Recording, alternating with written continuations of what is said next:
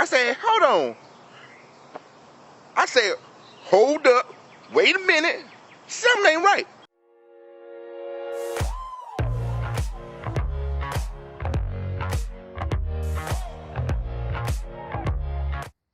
So to just get it out of the way immediately, unfortunately, Midyear Mayhem will not be happening in Q1 of this year. The developers have basically stated that they want to let the server hardware update take into effect before they do the PvP event, which is actually something that I generally agree with. I do think it will be very helpful for us to be able to go into PvP and not have to click the same buttons 50 times for an input to happen. So don't disagree with the sentiment. Happy that they're upgrading the servers. Sad that we don't get to participate though in the meantime, because Midyear Mayhem is a banger of an event. But the Jesters Festival is an interesting event. It's interesting because on one hand, you have double XP, which is always great, obviously. Being able to farm experience and level up characters is always, very neat.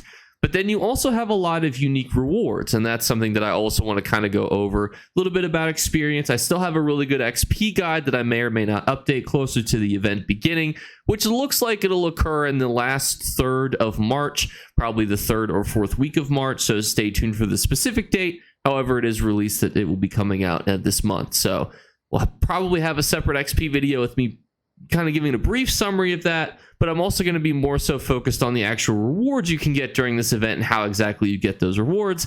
And, as a quick reminder, if you wouldn't mind, liking the video, sharing the video, always enjoy, talking about ESO events with you guys, because these videos always do pretty well, and I'm always happy to see you guys down in the comments. So let's start off with experience. So starting off, the number one way to get experience if you are a newer player is definitely to get a little hitchhike down to the Alakir Desert and run the Dolems. What are Dolems? These are those little anchor boys where Malik Ball is like, hey, little fellas, I'm going to invade your world. And you're like, oh, hell no. And then you and your friends all get together and you give them the beat down. Now you can see all these people. Well, you can't actually see because my face is in the way, saying looking for Dolem group. That's LFDG. That is the people who group up together. Why specifically the Alakir Desert? And that is because the Alakir Desert Dolems are always on a nice rotation, and there are little way shrines next to them. So it's always super easy to get into the Alakir Desert, get into the little circle that people run with them, easy to get into groups. And obviously, if you ever need to get into the Alakir Desert, what I would suggest is go to Glanumbra or any of your starter zones and just say, hey, looking for a port to Alakir. Or if you want, you can just pick any of your active guilds and then just check to see who's where. You can see right now there's two of us in Alakir Desert. So if you're in a social guild or a trading guild, usually you can find people here, especially during events where there's experience involved. So this is definitely the easiest way to farm experience, but I'll talk about the most effective way to farm experience next. And that's going to be inside the Black Rose prison. So basically, you are going to go into Murkmire, down to this little arena down here. You can do this solo or with a friend. And basically, you are going to farm the second round on repeat every time the shield individual comes out. The shield bearer, you basically die to him, respawn, farm the second round again. It's the most effective for experience. It's also the number one way to farm experience in the game, cold turkey. I do go over this more in detail in my experience guide, and I'll probably talk more about this when I make an updated experience guide video, because I do think that it is still the number one method. It just unfortunately requires you to have the Murkmire expansion. A quick alternative would be is if you don't, you can do Spellscar or you can do Skyreach inside of Craglorn. Those are both really good alternatives for you. But now let's talk about the actual Jesters event. Now, the actual Jesters event is actually very simple. You're going to head on down to right where I am. I'm actually in Glanumbra. It'll be in every of the starter zones.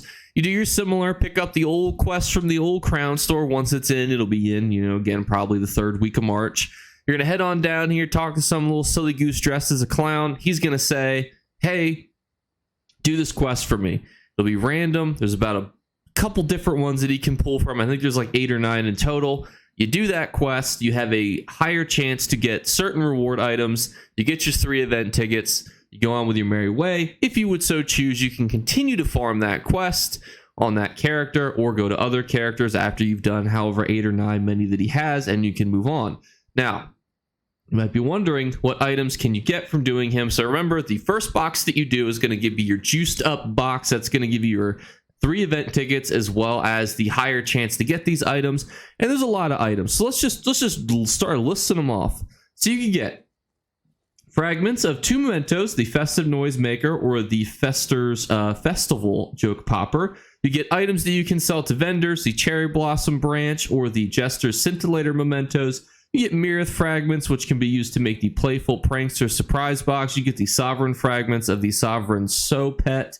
The Festive Noisemaker parts, which can make the Festive Noisemaker memento. Jester's Coffers, which is going to have your furnishing items. Cadwell's weapon and outfit style pages, which, by the way, these are probably the best things that you can get because I love how these look. The Regal Regalia armor outfit style pages, which also are pretty good. Second Seed outfit style pages, and Cadwell surprise boxes, which will give you memento revelry shards, which once you have 5, you can increase your blah blah blah. So, of those things, what is going to be worth getting, you might be wondering, and that is definitely going to be, I believe, the outfit and the armor style pages. Now, the issue that you're going to run into, though, is that these are not new. These have been out in previous years, and generally when that happens, they're not worth as much as if they were brand new, but they are still pretty decent. What I would say, though, about this event is you're going to get access through 3 event tickets. We'll have to wait and see what specifically is in the event ticket store, but it will likely be the bound style pages for these items. There's potentially going to be a personality, which I am a huge fan of personalities, so I'll be very excited to see if that actually is inside of here once it's released. And the potential ability to hide shoulders, which will actually give you an hide shoulder outfit style, which will let you turn your shoulders off. So that'll be interesting. Potentially, I believe that's going to be a 5 event ticket item. I didn't think that they would add that as a ticket item, but here we are. It's 2023. Anything can happen. Now, this event is actually fairly straightforward, though, whereas most events are a little more complicated. I would say that the primary focus of this event is going to just be doing your daily 1-box reward. Get your gold juiced up box to get these items.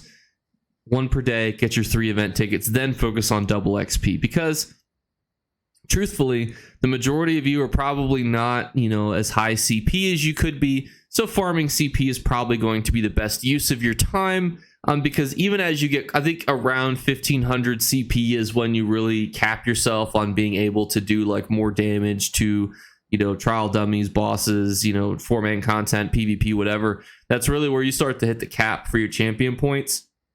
So I think honestly the best usage of your event is to really focus on this as a double XP event versus actually focusing on this as a, hey, should I farm every single day and, do this guy's quest over and over again? The quests are pretty fun.